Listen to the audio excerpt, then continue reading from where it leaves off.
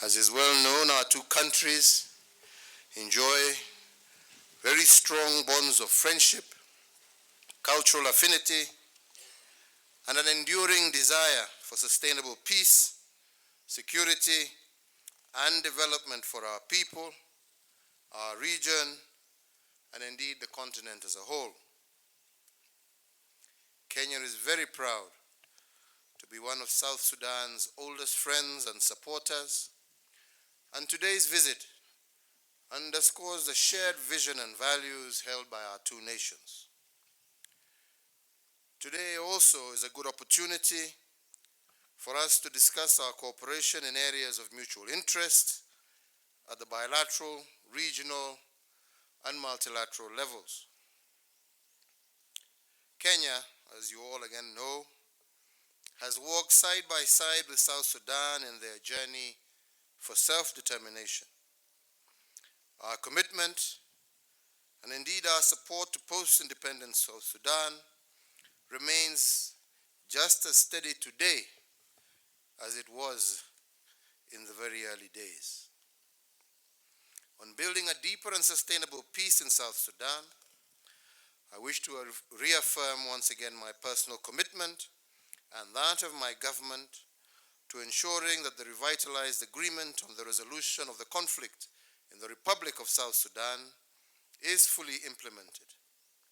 And in this regard, I urge the international community, led by the United Nations and the Troika of the United States, United Kingdom, and Italy, to engage strongly in support of the people of the South Sudan, as well as her government.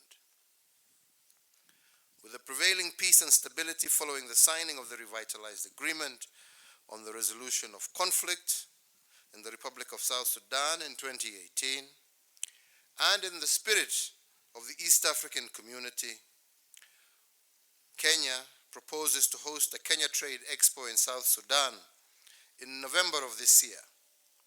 The Expo, we believe, will reignite our trade and commerce cooperation and send a very powerful signal that indeed South Sudan is open for business. There exists a huge trade potential between our two countries, and we have discussed and identified strategies to be employed to enhance our bilateral trade. We have commended our ministers and their technical teams for having successfully convened the inaugural session of the Joint Commission for Cooperation. This important inaugural meeting has agreed on important outcomes related to our continued political and economic engagement, including on matters related to the promotion and protection of investment, double taxation, capacity building, as well as peace and security. This will secure the peace of South Sudan and promote development and economic growth in a sustainable manner in both our countries. To further boost our trade relations and the social-cultural interaction of our people, I also express Kenya's commitment to the full implementation of the LAPSSET projects, including the transnational highway, oil pipeline, and Lamu Port, among others.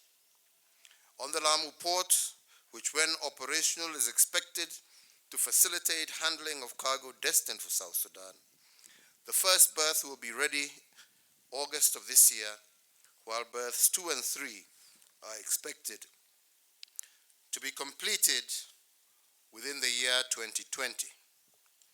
I have already invited Your Excellency with other regional leaders at their convenience to inspect the Lamu project in due course.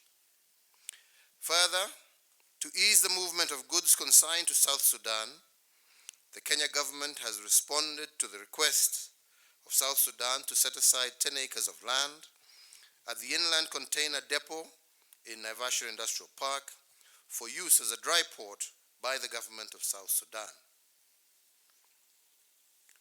We as a nation, and I reiterate once again Kenya's commitment to continue providing any necessary capacity building support that may be required on mutually agreed terms, including development of training and mentorship programs for high-level cadre of key institutions in South Sudan's public service.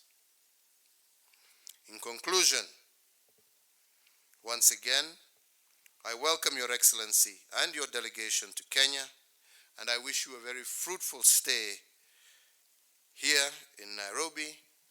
And I conclude by saying, Karibu Kenya, Karibu Nyumbani.